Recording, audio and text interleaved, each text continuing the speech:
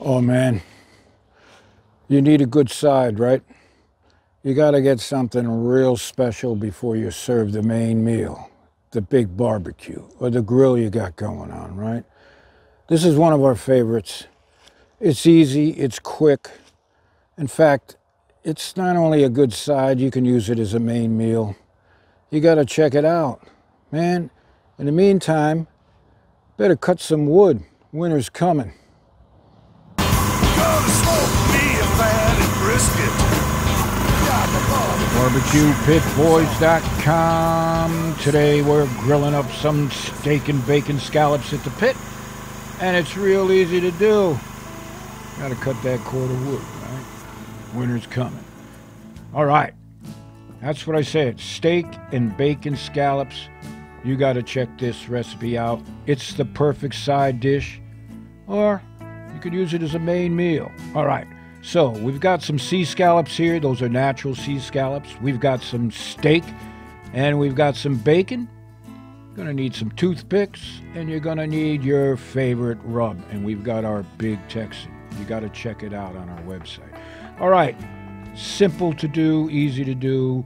All we wanna do is take off the fat, some of the fat, right? You can see how nicely marbled this steak is. That's what you want. So we'll just cut it off the bone here. Simple enough. You could buy boneless steak.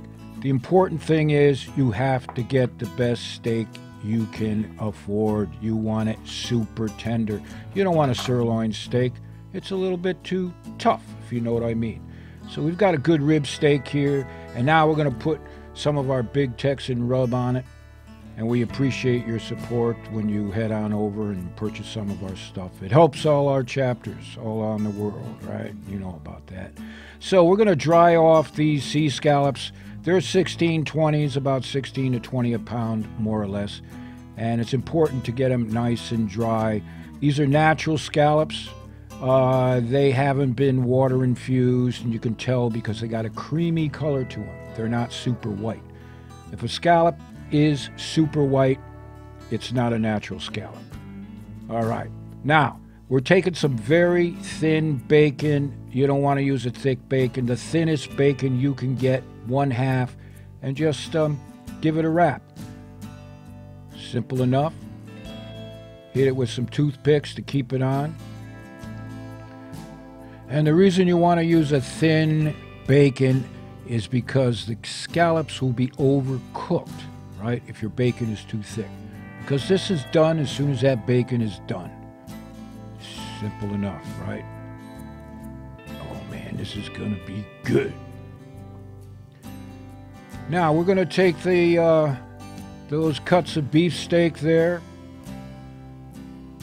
and we're gonna put them right on top. Easy to do.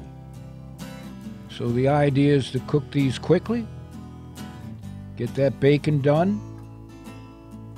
You want a nice, medium, rare piece of rib steak on top. Ah.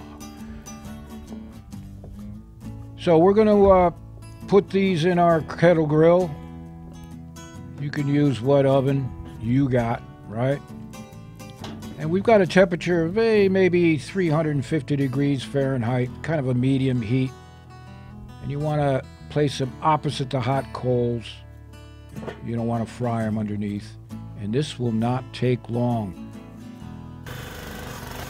Plenty of time to split some more wood.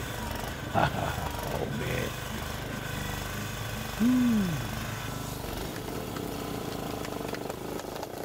Oh, yeah. Power stroke. Martha likes that. And in the miracle of time, these steak and bacon scallops are done. Oh man, take a look at that. Like I said, the perfect side, right? Getting ready for a major meal. Nothing better to get things started, right? With some of these steak and bacon scallops and a nice cold one. Now, this is part of the vid where Slasher, our pitmaster, is going to eat in front of you. and he does not apologize. We call that pitmaster privilege. So to get the recipe, head on over to our website. We'd appreciate it if you give us a thumbs up, a shout out, subscribe to us, follow us. And the next time you're looking for a recipe for your pit, check out BBQPitBoys.com.